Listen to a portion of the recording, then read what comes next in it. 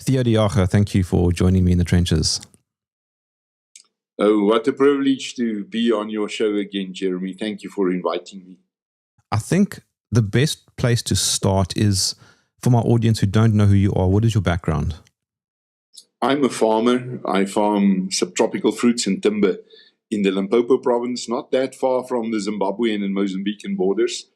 I've spent a lifetime in organized agriculture, from local level as a chairman of a farmers organization in our village up to international level with the World Farmers Organization. Currently, I'm chairing the board of Agri-All Africa and of SAI, our network for family farmers in South Africa. So you have a lot of experience in farming. One can never have enough experience in farming. Farming is not the same from this season to that season. And there are no two farmers in the world who farm the same.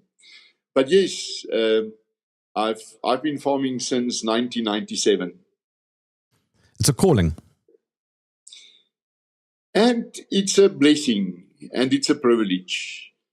It is great news for me that you now have a baby in the house, Jeremy. But let me tell Yes, thank you. There's no greater joy than raising a child on a farm, letting them sit on your shoulders, introducing them to nature, helping them to develop that love for Mother Nature.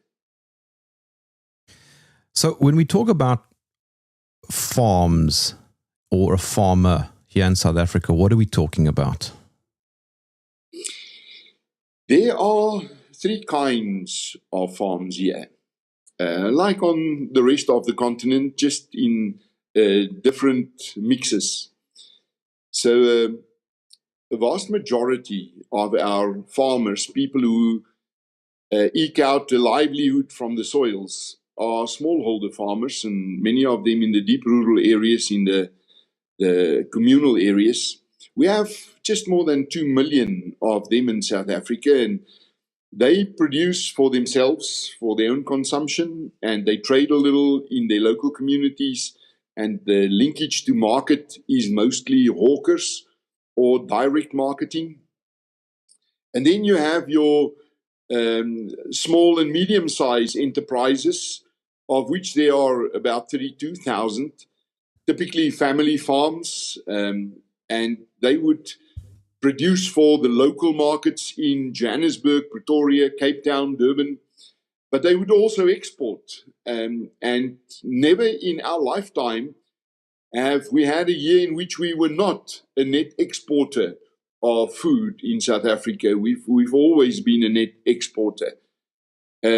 And then we have these mega farmers and corporate farmers, and lately more and more of them, where big companies and even sometimes multinational companies start to farm.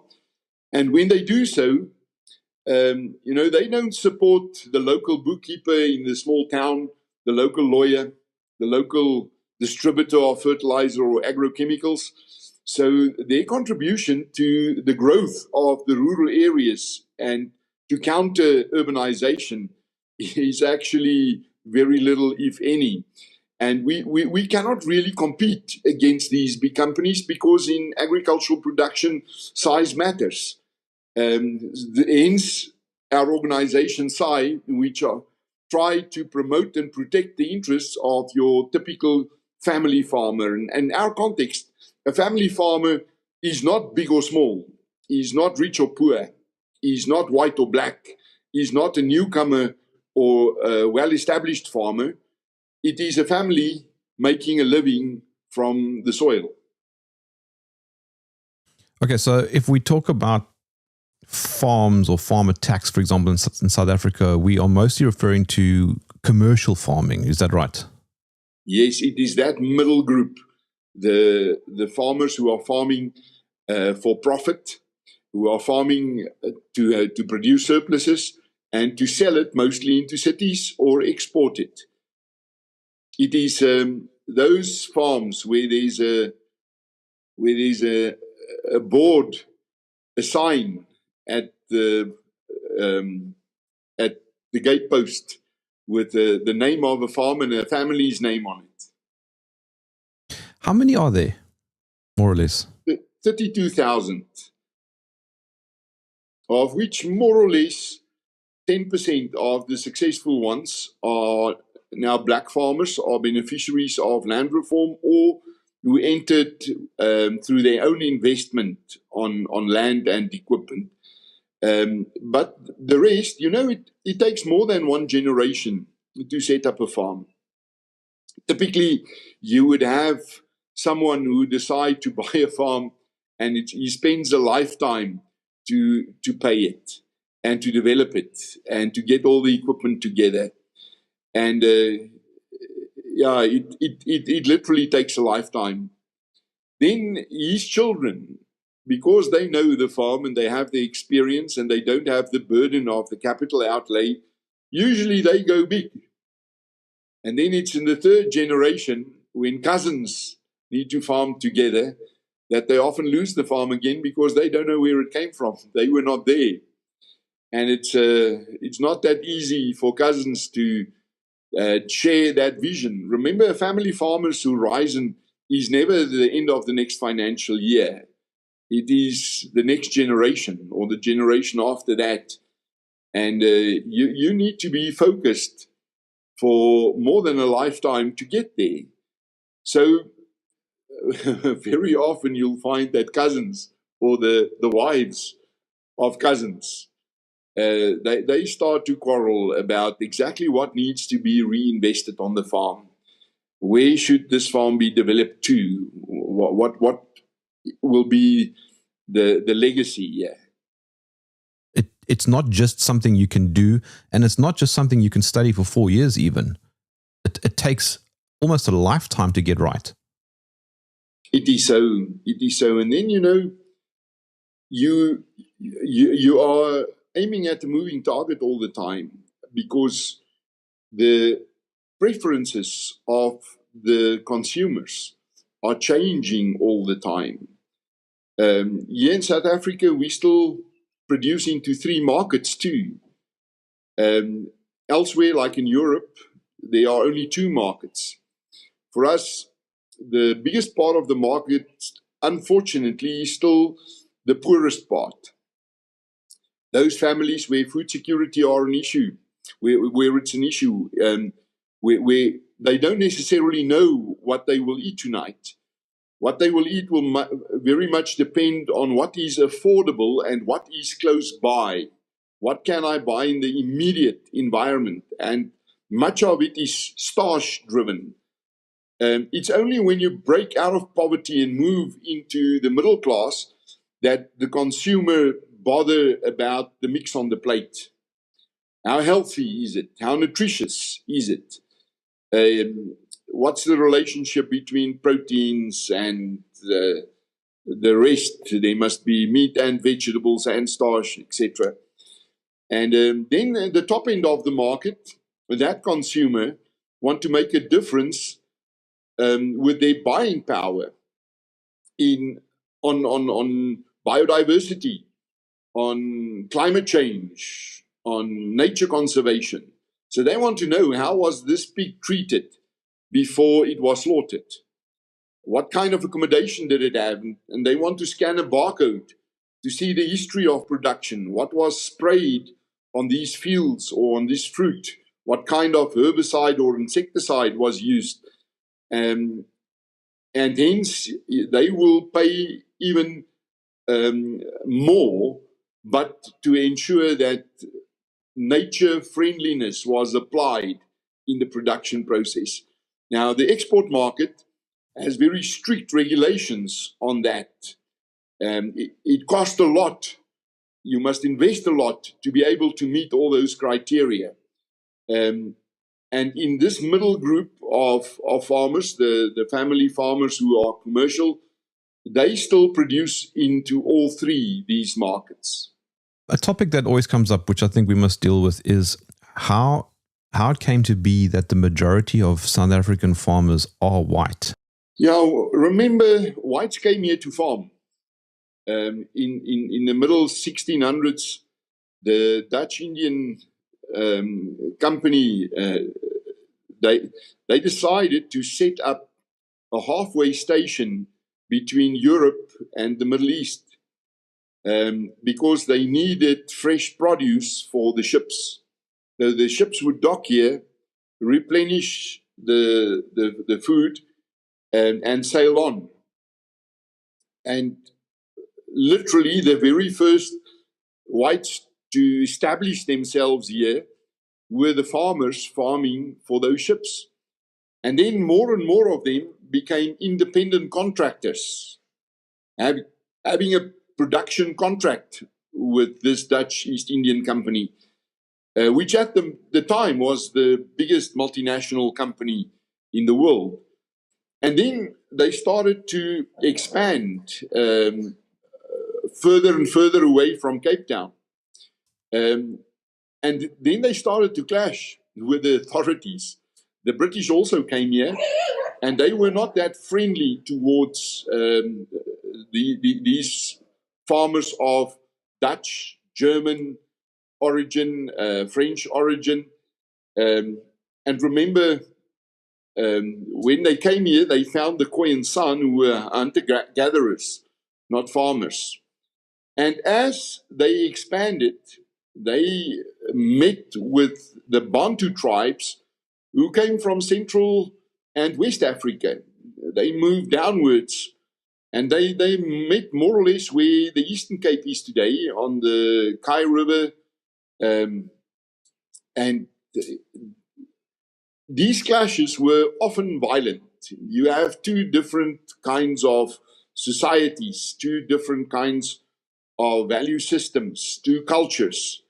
And then here in the early 1800s, when the British took over again, these farmers decided not to be under British rule. And they moved up north through the Great Trek. Now, up north, you had many different tribal entities. Some of them were very friendly, like the Worolombo Seleka in the Eastern Free State, where most of the Treks stayed over for a while, fixed their wagons again. But there were vast empty spaces in between. And because they had guns, and because they had a much modern approach to warfare, very often they were given land as a buffer zone between conflicting tribal entities.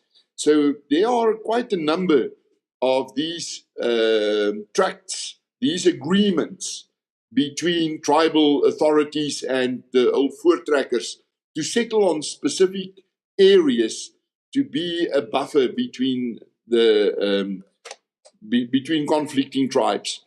And then, of course, came the first anti-colonial war in Africa, the Boers against the British.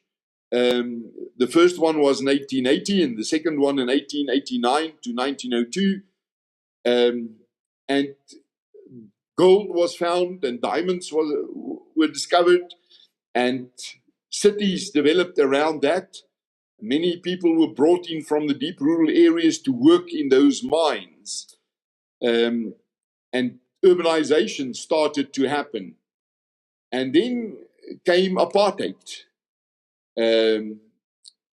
Apartheid actually was a scheme by which it was decided that each tribal entity will live and stay on their own land. So you had these homelands where tribal entities could do their own thing. And to live or work outside those areas, you needed a kind of a permit. There was also, in those times, a lot of money invested in developing those homelands to develop industry, but also agriculture. And some of our most successful commercial black farmers actually come from that era where they had for generations been farming as families. Hence, the successful farmers in the Northwest Province, in the Eastern Cape, in KwaZulu-Natal, in the northern and eastern parts of Limpopo today. And then came democracy in 1994. And by that time, around 14% of the total land area in South Africa was these homelands.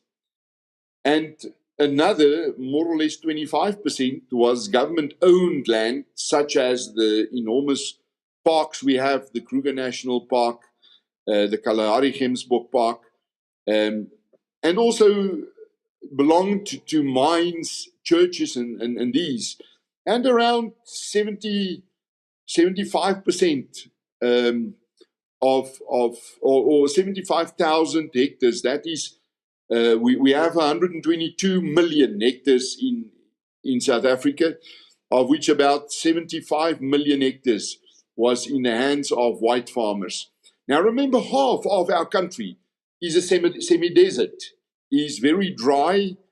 The Karoo, the Kalahari, up to the Swartland.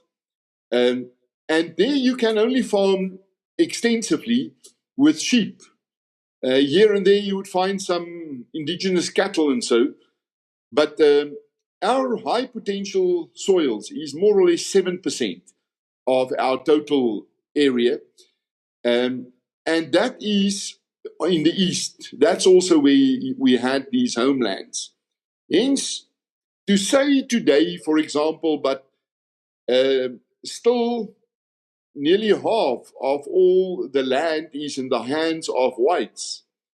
You are comparing a hectare of semi-desert now with a hectare of high potential land. And that's unfair. Where I farm in Tsenin, you can have a bigger turnover on 10 hectares of land than what you can with 1,000 hectares in the Karoo. 1 hectare does not equal 1 hectare when you compare east and west. So most of the land reform happened in the high potential lands. And unfortunately, we did not have much success with land reform. If I say we did not have success, maybe it is because we used the wrong measurement. We measured hectares. Every year in Parliament, our government would report that we have now moved this number of hectares from white hands to black hands, instead of measuring the number of profitable black farmers they've put on that land. And now I must also say to you, I want to see the white farmers who can make a success out of the conditions in which we expect beneficiaries of land reform to make a success, because these guys do not get ownership of the property. They become tenants on government-owned land. And if you do not have a title deed, you don't have collateral. You cannot go to a bank to get a loan for production purposes. They are all dependent on a government department to give them grants with which they need to buy seed, fertilizer, mechanization, diesel, pay the electricity and their wages. And the bank, the government is not a good bank. Some of our members in SAI, whom we assisted to apply for these grants in 2019, only got theirs in February this year. So what were they supposed to do in the meantime? They are delivered to failure.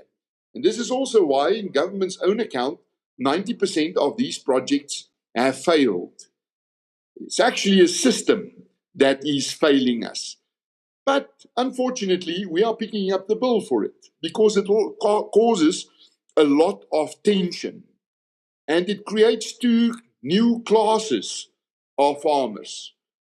White farmers who own their own land and who are under pressure, and they are successful. They are some of the most competitive farmers in the world. And black farmers who never own their own land. They are doomed to be tenants forever. and it's impossible for them to become competitive, and there's even tension between them. I think the first and most important criteria for the establishment of new entrants into our profession is that you need to select people who choose to be farmers, who want to farm. I can tell you in our organization in SAI, where we work with all the universities, the student organizations are all part of our structure, and we pay a lot of attention and spend a lot of effort to schools, especially in the rural areas. Our ambition is not to lure more youngsters into this profession. Our ambition is to recruit the brightest young minds into this profession, because agriculture has become a very complex profession. You need to be good at everything. Human resources management, financial planning and management. You need to be an agronomist. You need to understand chemistry. Hence, to be competitive, to be able to produce the preferred product on global markets, on shelves and shops, you need to compete with the best other farmers in the world. And hence, we spend so much of our time and effort to try to recruit the brightest young minds to choose agriculture as a career. Any other approach will be disastrous, and we will only see it in 10 or 20 years from now. And then a variable that you didn't include, which of course now is the worldwide talking point, is the danger of being a farmer. Yes, unfortunately, the safety on farms is the biggest issue which youngsters consider when they choose not to be farmers, or which young farmers consider when they choose to move away from their farms and live in towns. We have this phenomenon in South Africa of farm murders, farm attacks, and it happens literally every week. On average, we have seen around 70 farm murders per year in the last 25 years. Of course, some years we have more than that, and some years we have less than that. But on average, it's 1 in 5 days, and a farm attack more or less 1 every second day.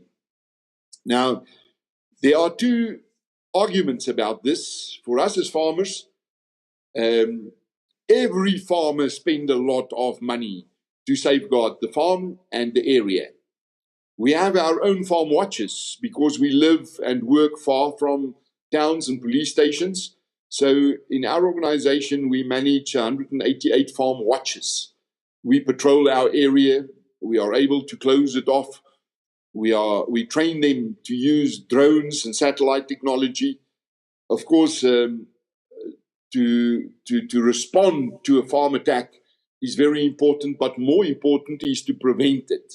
So we also have some intelligence tools which we use, and I believe that managing this trend downwards over the last 2-3 years is probably because of that. Now, some people would argue, like our government does, that this is merely an extension of a general problem we have with runaway murder statistics and crime statistics. As farmers, we don't believe that. We maintain that farm attacks, farm murders is in a special category. Not that we are that special, but we say farm attacks are different. Because although if you measure it by numbers, there are certain sectors of society who fall victim to murders more often and in greater numbers than farmers, such as the gangsters in the Cape Flats, the gang wars, or in violence against women and children. If you measure it per 1,000 of that category of the population, ours is still higher. There's a bigger chance for a farmer to die in a farm attack than in any other category of people in South Africa. But more than that, there are three things which set us apart. There's no one who calls for murder on women and children.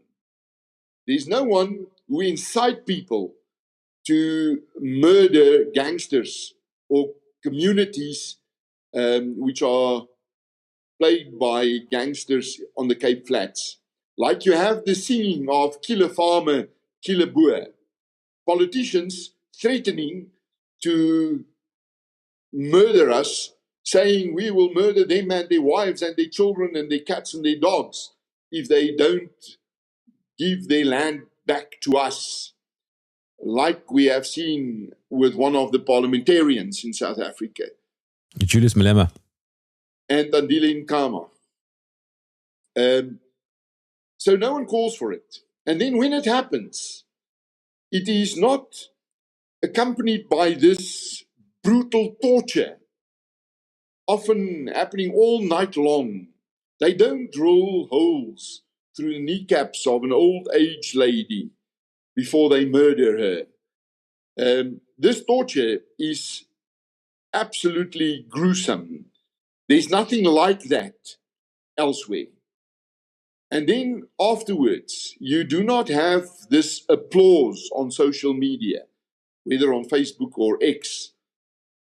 Hundreds of Twitterati saying there should be more of this. They've deserved it because they don't belong in Africa. They should go back to Europe. That you don't find in the other murders.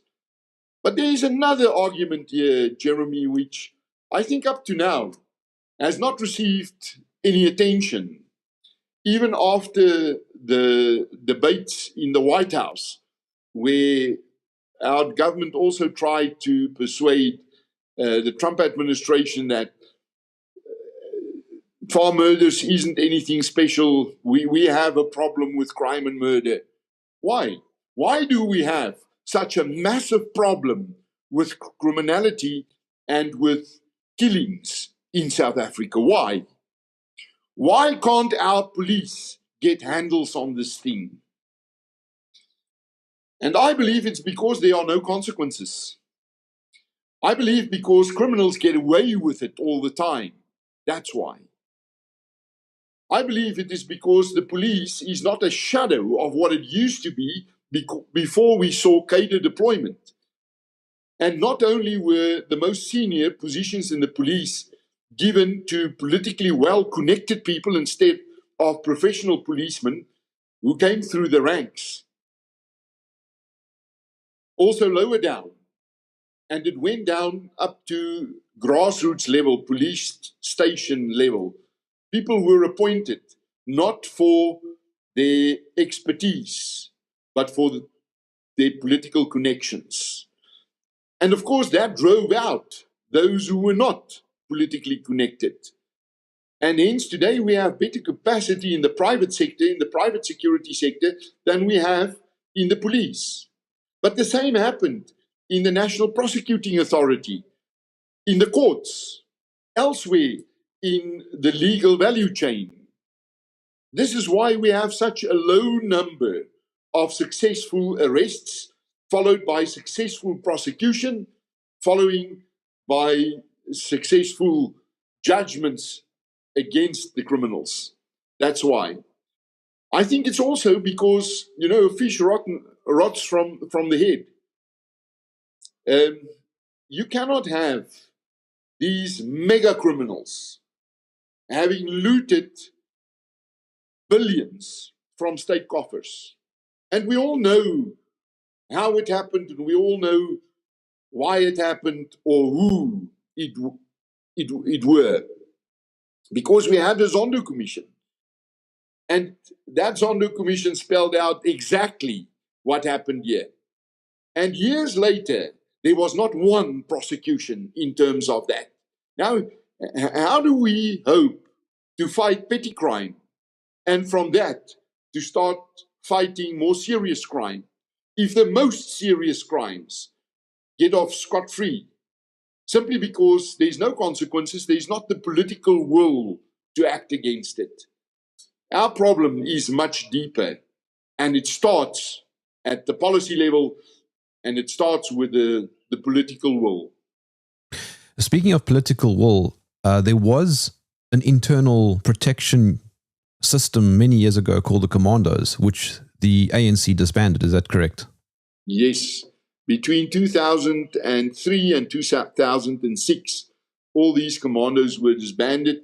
The benefit of the commandos was it is a civil society who took part, and it was from our heritage of the border war, where we had these commandos in every rural district. So farmers were part of these commandos, and instead of just opening it up and involving more farm workers and involving communities, other communities than the farmers, they simply closed it down. But closing that down really also brought about this situation where we had a total shutdown of safety and security capacity.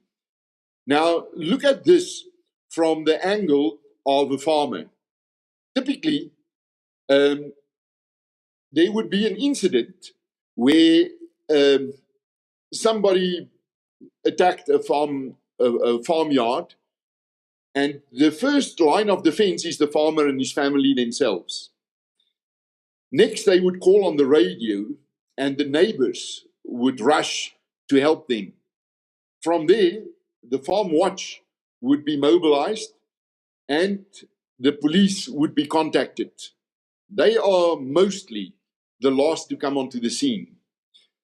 And now you have some shooting on a farmyard, but it is between private citizens.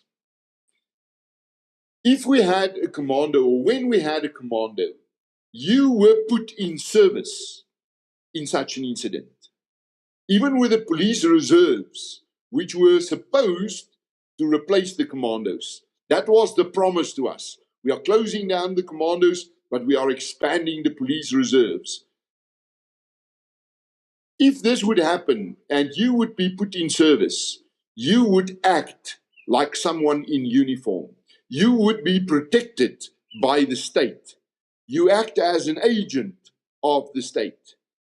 And the disbandment of the commandos, and then following that, the failure to get this police reserve system going, means that it is private citizen against private citizen. And only last week, we had a case where a farmer woke up one night, heard something in his kitchen, and when he got there, there was someone there. Remember, this is in the middle of the night. There's someone in your house who just broke in, and he shot him. The perpetrator died. The farmer is in jail. He is now being charged with murder. Sure. Even if he would be able to lock him and his family in the bedrooms and waited for the farm watch, when the farm watch got there, until their lives are threatened, until the perpetrator shoots, there is no way you can defend yourself both in the situation and in a court of law. So this is why it is important for us to have a system, whether it is the reinstatement of the commando system, whether it is the expansion of the police reserves, but we need a system where you are being put in service, where you can act as an agent of the state. Just for clarity, Theo, when Trump was talking about the farm attacks, he was speaking specifically about white farmers. Do black farm workers, of which there are numerous, also succumb to these farm attacks? Oh yes, there are many of them. At Nampo, at our biggest agricultural exhibition, there's this monument, and all the victims' names are on there. So it's not only white farmers, it's also black farmers. One of the most gruesome scenes I've seen was the killing of an Indian farmer. She was pregnant at the time, and she was not just killed; she was slaughtered in KZN about 3-4 years ago. And then, of course, there are the guests of farmers, farm managers, and farm workers who are also killed. But the vast majority are white farmers. Do you think there's an agenda against it? I mean, I'm referring to Trump now. He refers to it as a white genocide. It's a very emotive term. But is there a targeted attack against white Afrikaner farmers, do you think? Well, I think one would be very naive to say there is not, because why would people sing "Kill a farmer, kill a boer"? Yeah, and just to be clear, that song has been protected by the government and the highest court in the land, and it's not sung by a handful of people either. It's sung by a large percentage of the country, and it's very specific. Kill the boer is a white farmer. Yeah, This is one of the saddest parts of our recent history, that the courts would not condemn this song as hate speech, and then even the highest court, the Constitutional Court, they did not hear us. They decided to close the doors of justice to us before they heard our case. So we have now depleted all our local remedies, and we must now take this to the international stage and seek justice elsewhere in the world to have this song be declared hate speech. But, around 3,100, 3,200 farmers have been killed over the last 30 years. And as I said, it's not only white farmers.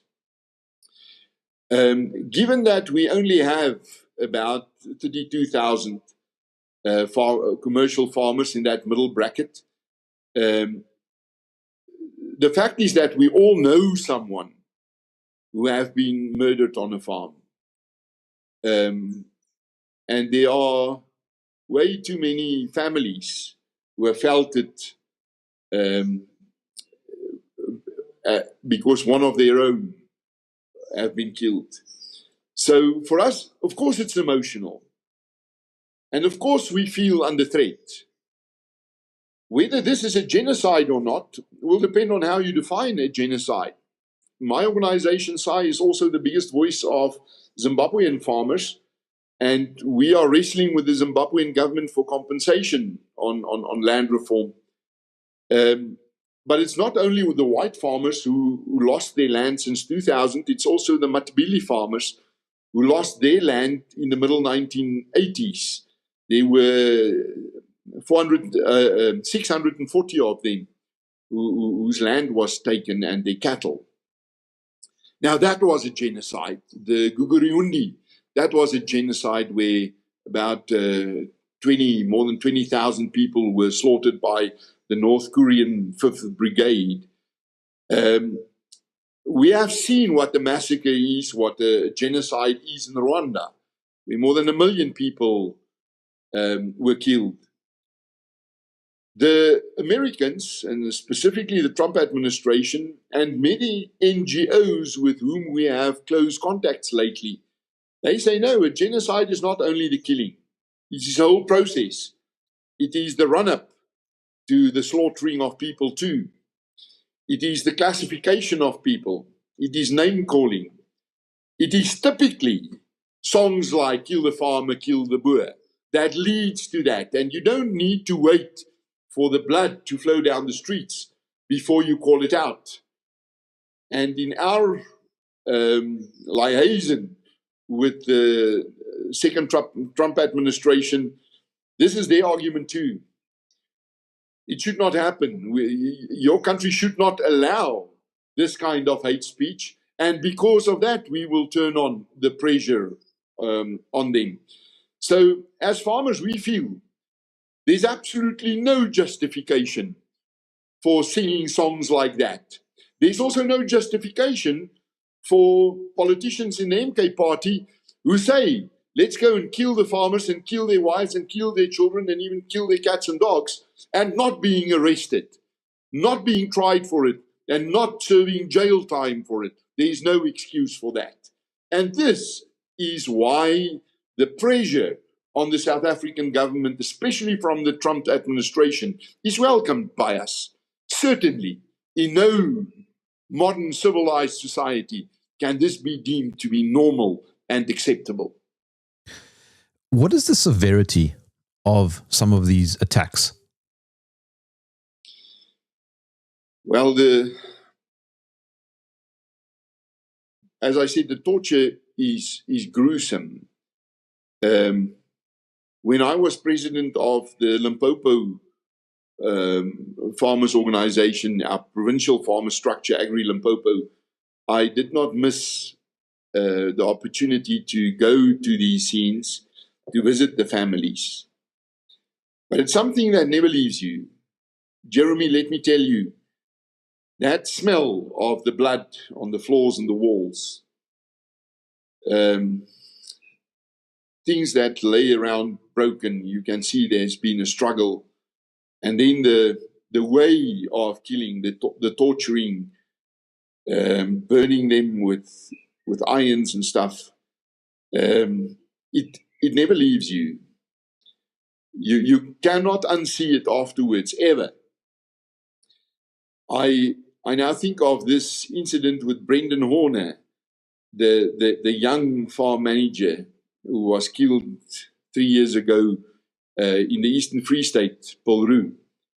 And you might remember the big farmer gatherings in Senekal, where the EFF also turned up, and they had the audacity to stand in front of the courtroom and sing "Kill a Farmer, Kill a Boer" right there in the street too. And remember, those perpetrators have never been found. There was no consequences up to today. And the farmers and the police do not trust each other here. The farmers believe that it's got everything to do with stock theft, and that the police are part of these stock theft syndicates.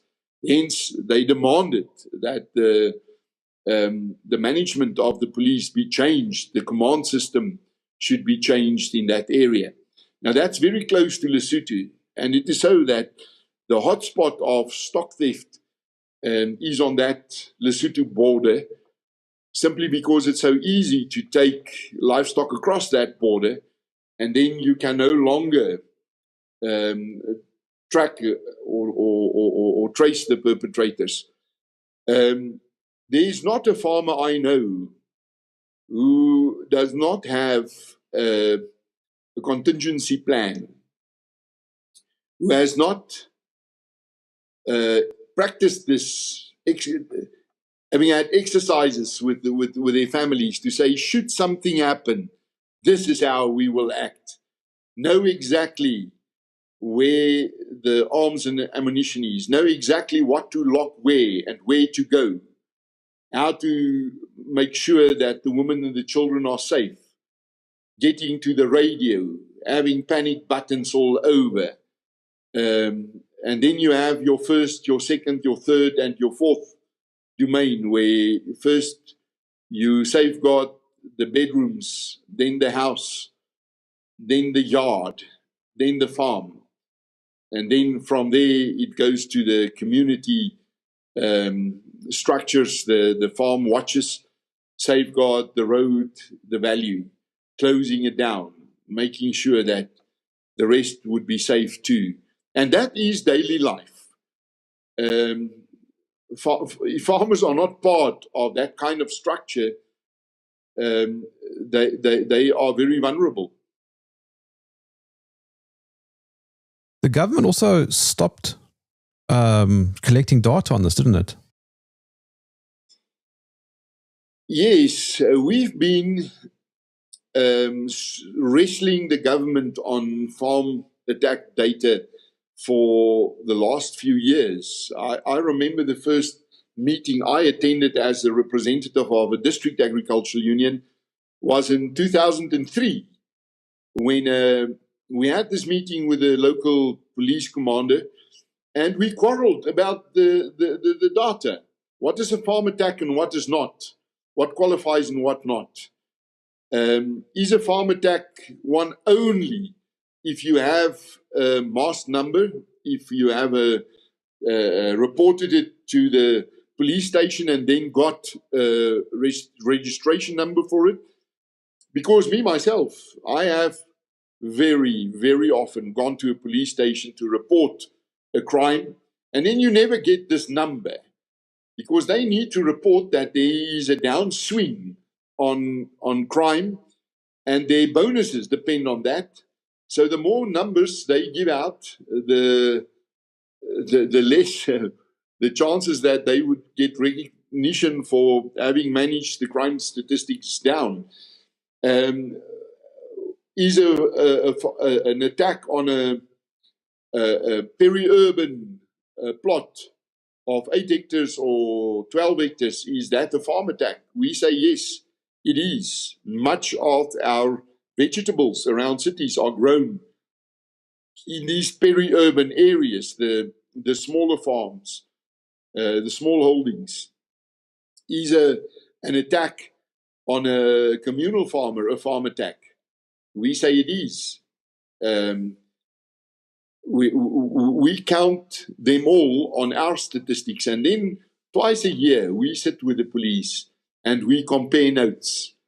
And then there might be information which we did not have privy to. Sometimes they convince us that a certain incident was not a farm attack, but more often we convince them that their data is incomplete and that they have missed a few of these incidents. Do you think that a lot of this is random because that's what the media would say, or would you say that the minority of these attacks are random? It's well planned.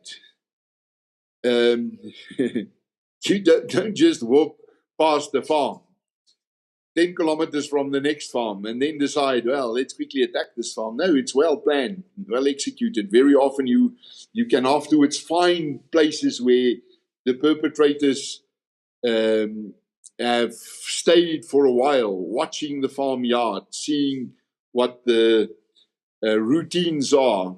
When will people be leaving the farm, and when will the farmer get back? Hence, so often it happens when you get back from church on a Sunday morning, either at the farm gate or the gate of the farmyard. And, you know, the equipment used to jam, for example, any signals of radios or of mobile phones, the arms used, very often we, as organized farmers, we show to the police that there must be either serving or ex-military personnel be involved here. Look how many arms are lost, weapons are lost by the police. It's like thousands. And where do they go? They find their way into the hands of, inter alia, farm attackers. Where would anybody get automatic rifles from? Or this signal jamming equipment, where would they get it from?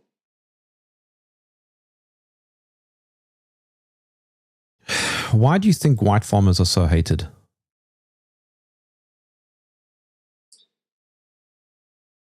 Well, I'm not sure that they are really so hated.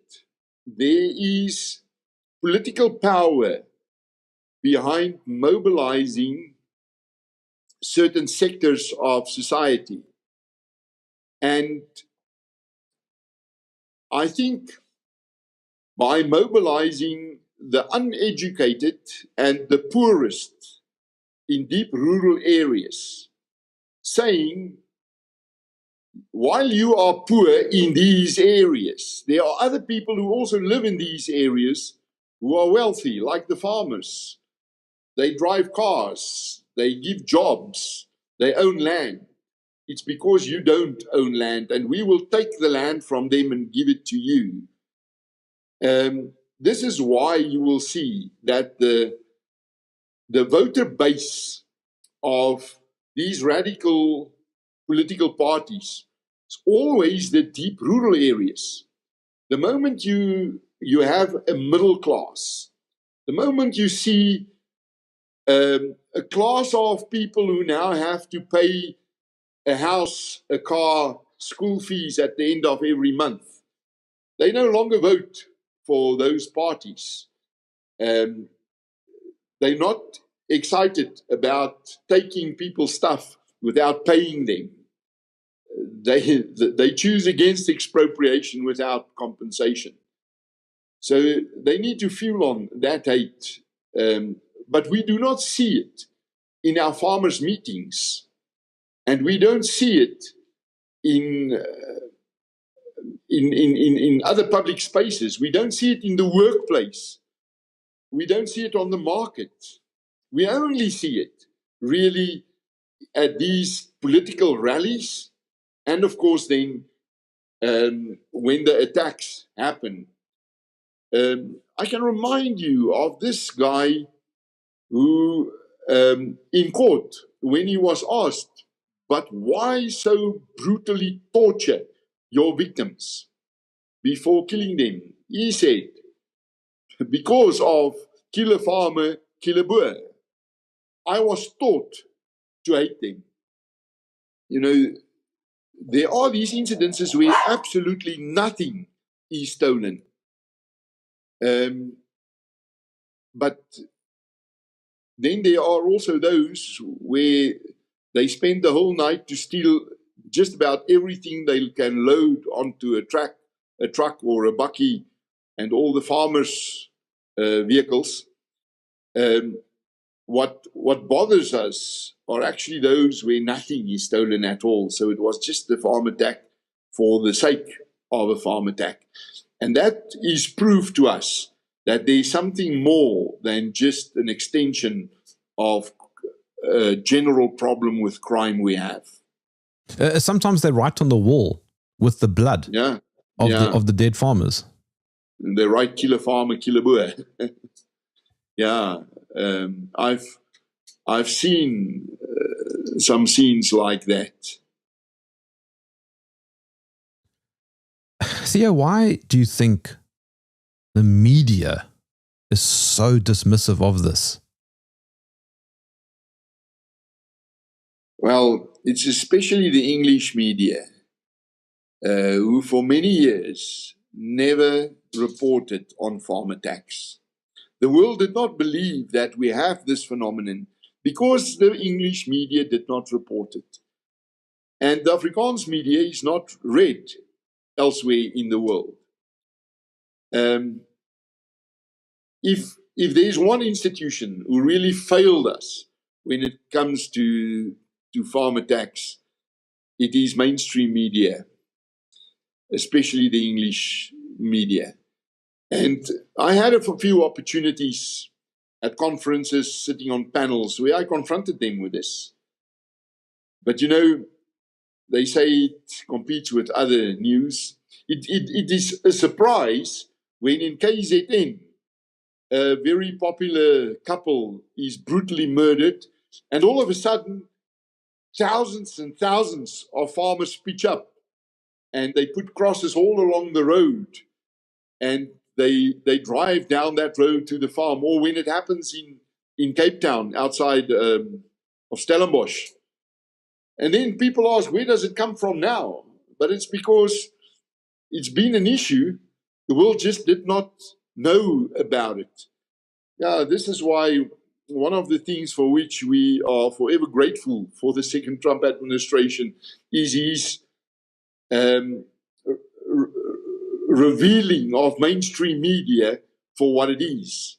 Not news reporters, but narrative creators.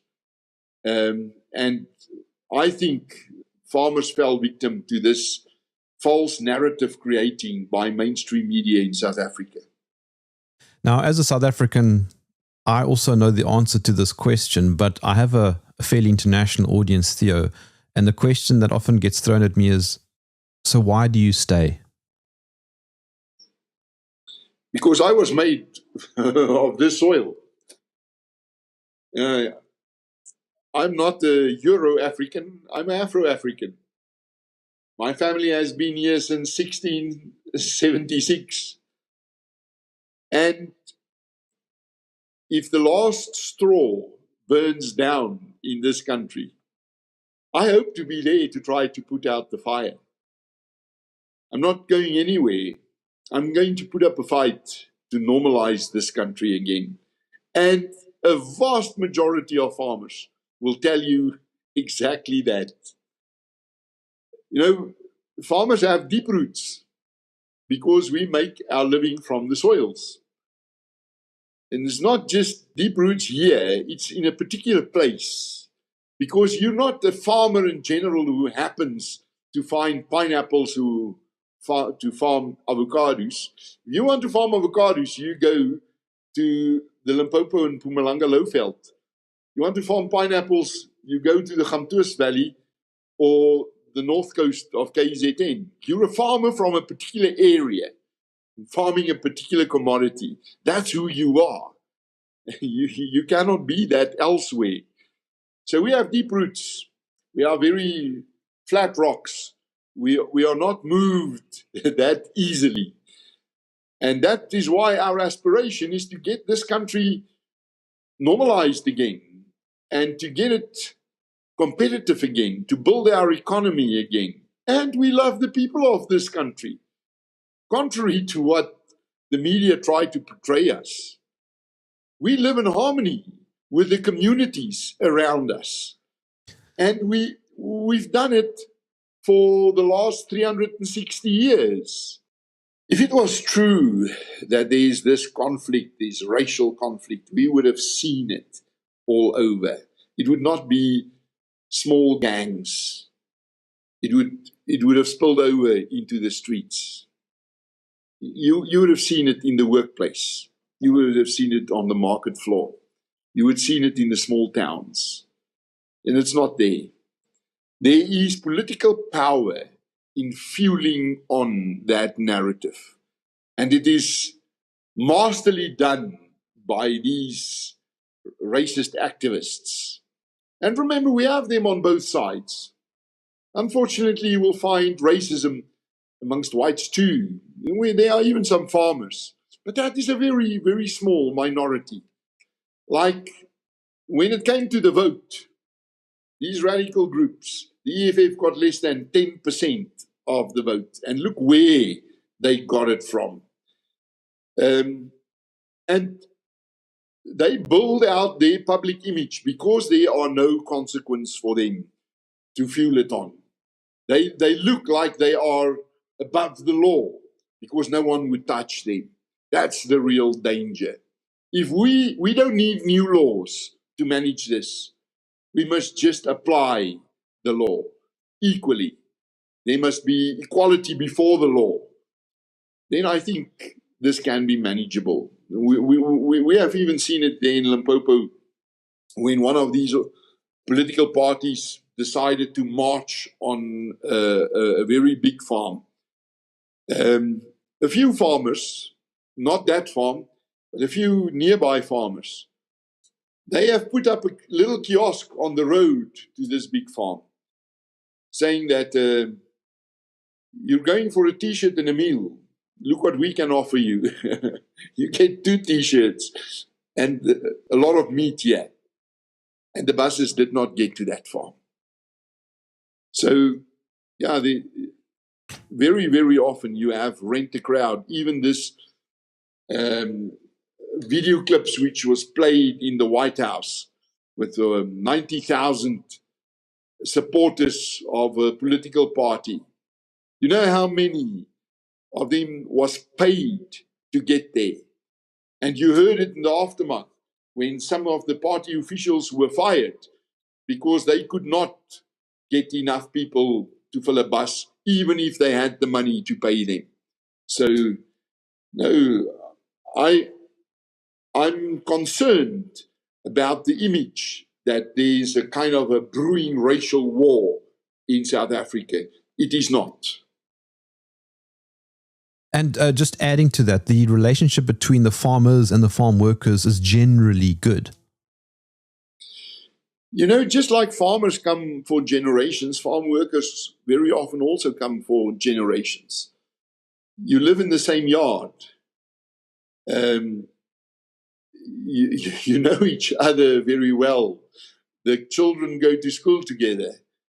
If my wife is sick today, all the workers know it. And if their wives are sick today, I will know it, because it's my problem too. We make our living from the same soils. That's why very often they are murdered too. They are very often also in the first or second line of defense when there's a farm attack. That farm workers, that they are paid less than workers in cities. That is so. That is so. All over the world you will find that. Their minimum wage is lower than, for example, in a factory. But then, they also live off the farm. They live there. They have their food right there from the farm. Their expendable income is often higher because what they need is right there on the farm. And it's an open labor market. If people are not treated well, nothing stops them to pack their bags and go to the next farm. And let me tell you, as a farmer and an employer myself, the competition is on for good farm workers. I am sick and tired of training young farm workers. And just when they master the skills to drive this new machine or to graft the trees, another farmer would pay them a little more and save on all the expenses of doing the training. There's a big competition for good farm workers. And you know, the technology on farms lately is of such that you no longer just go onto the street and recruit somebody to work on your farm. You need highly skilled people these days, young people who are strong enough and smart enough to master the technology. You don't spend 10 million rand on a piece of equipment and then underpay the operator, who can cause a lot of damage.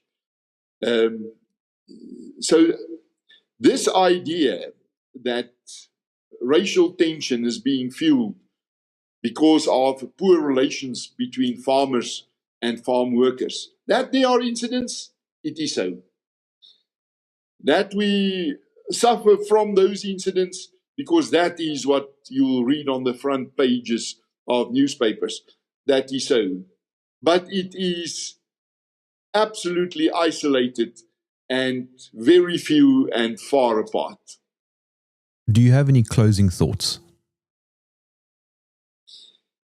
Yes, there are two ways in which the problem we have discussed can be solved, from the top down or from the bottom up.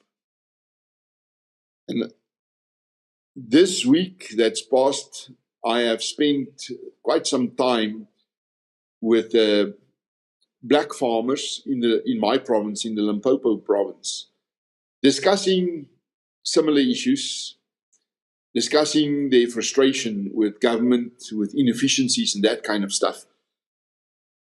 I came back and I thought by myself, you know, I'm the wrong person to convey this message to government. Actually, we need strong black farmers leaders who can do it, but they won't, because they fear intimidation. They fear that they will be dropped to the back of the line when tractors and fertilizer will be dished out by government again. Hence, they want me to do it. I'm not vulnerable to that because I'm not eligible for seed and fertilizers or mechanization. We are doing everything we can from bottom up. Our problem here is the top-down part. Our problem is the political will. What we expect from our government, and specifically from President Ramaphosa, is to say, no more singing kill a farmer, kill the boer. That's nonsense. I distance myself from it. We need him to say that. We need him to take the lead. We need him to say that whenever this kind of thing happens, they will meet the full force of the law. And then we need recognition that we have a problem. Without that, we will not solve it. Only when they recognize that there's a problem with rural safety, then they can act, set up committees, set up multi-departmental structures to coordinate both between state capacity and private capacity to see how we can solve it. And then we need to rethink the potential of agriculture to create wealth. The way we are going about it, highly politicized land issues, very suspicious selection of the beneficiaries of land reform. It's not going to help us. It will not create that class of profitable black farmers. How can I follow you and your work? I'm on the wrong side of 60, so I do not have the fingers for small buttons, which I need in the modern age. But I'm on Twitter, Theo de Jager. On X, I enjoy X very much because it's short and condensed. I'm on Facebook under my own page, and I've created another page because one is limited by the number of followers. And then my organization, SAI, we have a YouTube channel, and we found that it is much easier to communicate with the younger generation of farmers through short video clips than by writing them emails or letters. And it is an open YouTube channel. Just go to sai.org.